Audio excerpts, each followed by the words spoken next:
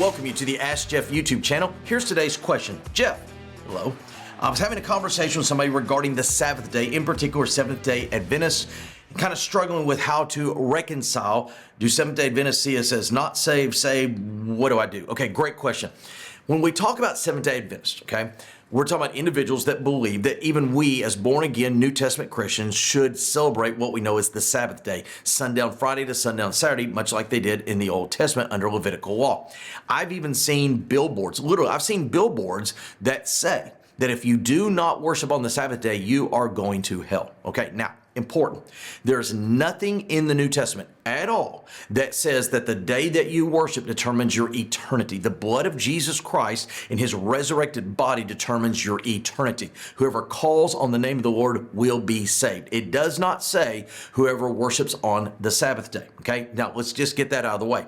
Secondly, when you go back in to Exodus chapter 31, verse 12, it talks about the Sabbath days, plural. See, there's not just one Sabbath day. There's multiple Sabbath days. During the Feast of Israel, there are Sabbath days at the first day and the last day of the Feast of Unleavened Bread / Passover. There are high days, there are holy days. There's a multitude of Sabbath days. It's not just the Friday to Saturday, of which most people who advocate this position would argue. Secondly, in Exodus 31, it says that it is a sign unto the Jewish people. That's important because you get into 1 Corinthians chapter 1, it says Jews require a sign, but Gentiles require wisdom.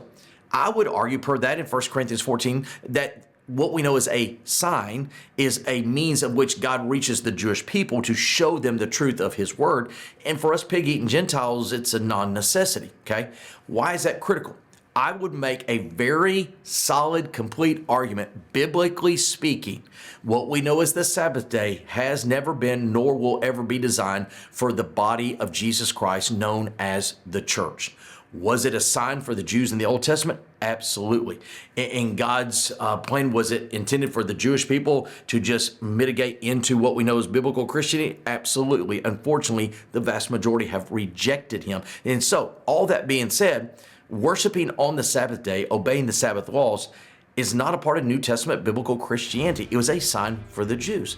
And so therefore, it doesn't matter what day you worship. You can worship on Monday, Tuesday, Thursday. I promise you, one day when you pass from this life and you face God face to face, he is not going to ask you what day of the week that you went to church. That's not the question. The question is, what have you done with Jesus Christ? That's it. Great question. If you have one, send to AskJeff.net. Maybe your question be tomorrow's. Thank you so much for being a part of our daily question here at the Ask Jeff YouTube channel. I want to encourage you on a few things. Number one, if you have a question to ask, submit it to AskJeff.net. Eventually, we'll get around to your question. Secondly, we'd encourage you to subscribe. That way, each and every day, Monday through Friday, you get a reminder of our question of the day. And last but not least, I want to remind you that on Wednesday evenings, live at First Baptist Church of Opelika, fbcopelika.com, we do a solid hour of Ask Jeff where we dig into the questions more than just 60 or 90 seconds. Sometimes we take the entire hour. All that being said, AskJeff.net is where you submit a question to this channel each and every day, Monday through Friday.